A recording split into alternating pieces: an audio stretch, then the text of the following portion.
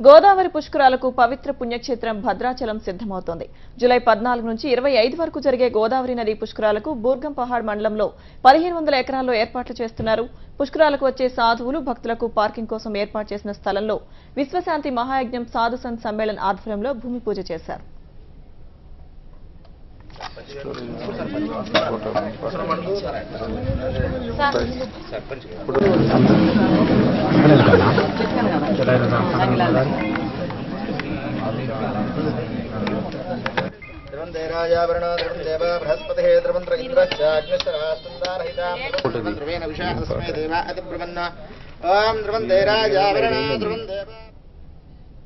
కుంభమేళా తరహాలో నిర్వహించాలనేటువంటి సత్సంకల్పంతో 3-4 వేల మంది సాధువులందరూ కూడా బయలుదేరొస్తున్నారు. నాగా సాధువులు, అఘోరీసు, పీఠాధిపతులు, మహానుభావులు చాలా మంది వస్తున్నారు.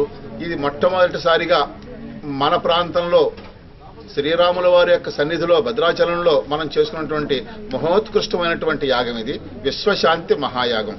ఈ విశ్వశాంతి మహాయాగానికి గవర్నమెంట్ వారి యొక్క సపోర్ట్ చాలా ఉంది. వారి యొక్క పూర్తి సహకారంతో ఈ కార్యక్రమం నిర్వహించడం జరుగుతోంది. భక్తుడికి ఏ విధమైన ఇబ్బంది లేకుండా తగు జాగ్రత్తలన్నీ మేము తీసుకుంటున్నాం.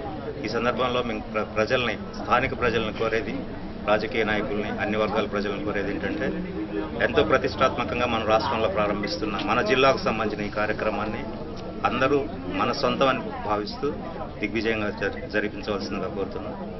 ఇక్కడ భూములకు సంబంధించి ఎవరు ఏ భయపడొద్దు. ఈ కార్యక్రమం తర్వాత మళ్ళీ ఈ భూములు ఇక్కడే ఉంటాయి కాబట్టి ఎవరు ఏ విధమైన ఆటంకాలను కలగజేయవద్దని ఈ సందర్భంగా